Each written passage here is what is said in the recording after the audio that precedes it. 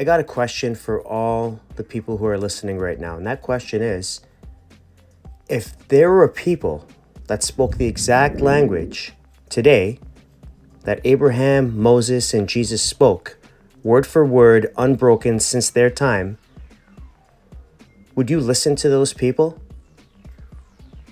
Over the past episodes, we've explored language, continuity, and living connections to the ancient world of Mesopotamia. Now we arrive at the question that touches all of us. Why does this matter today? What can understanding these traditions teach us? Not only about history, but about identity, culture, and faith. Assyrian communities around the world continue to speak, teach, and preserve their language and culture. These are not academic reconstructions, they're living traditions. Unbroken living traditions. Every word, every prayer, every story carries continuity with the civilizations that shaped biblical and theological thought. By engaging with this living tradition, we reconnect with history in a way that textbooks alone cannot provide. Think about it. We get to live the life of Jesus through the way an Assyrian lives their life today. This continuity is more than linguistical. The Assyrian perspective provides insight into ancient concepts of divinity, morality, and the human relationship with the divine. Words that seem abstract in reconstruction carried lived meaning for communities that have preserved them for millennia. This helps us read the Bible, history, and sacred texts with deeper clarity and respect for their original context.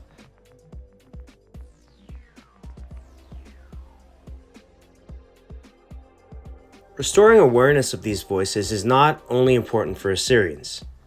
Scholars, theologians, and anyone interested in the roots of monotheism can benefit from listening to those who have maintained this unbroken linguistic and cultural tradition. It bridges centuries of scholarship and human experience, turning abstract reconstruction into a living understanding.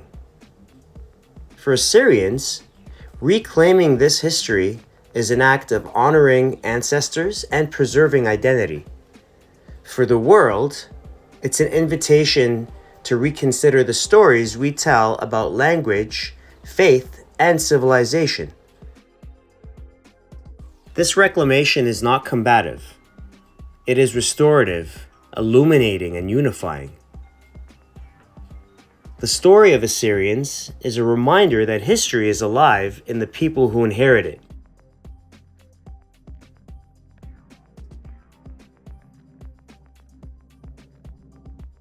Our languages, traditions, and communities are not relics, they are bridges to understanding the ancient world.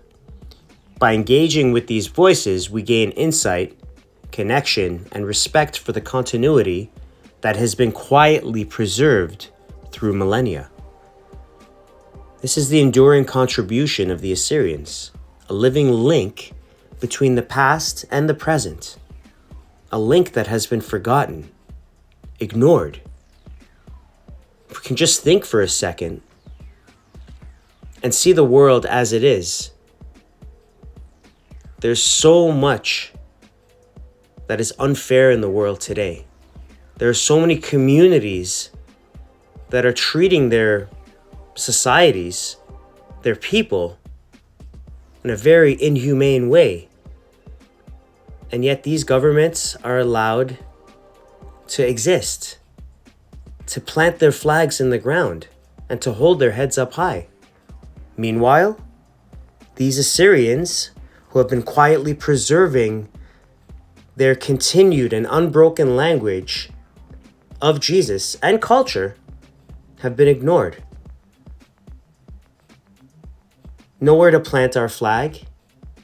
Our country, our land has been taken over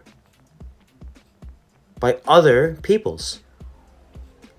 We have no identity other than the identity we carry through our unbroken language. through our culture, through the words that Jesus said about us, positive words that carry true to this modern day. The Ninevites will judge this generation and condemn it. Jesus' words, not mine. Thank you for joining me on this journey.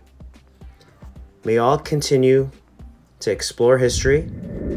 May all continue to explore language and faith and curiosity with respect and wonder. Next week, I'll share a story from my childhood. The first time I realized what it meant to be Assyrian. It's personal, and it's something I've never shared before. I hope you can join me. Ehyeh, ASHUR.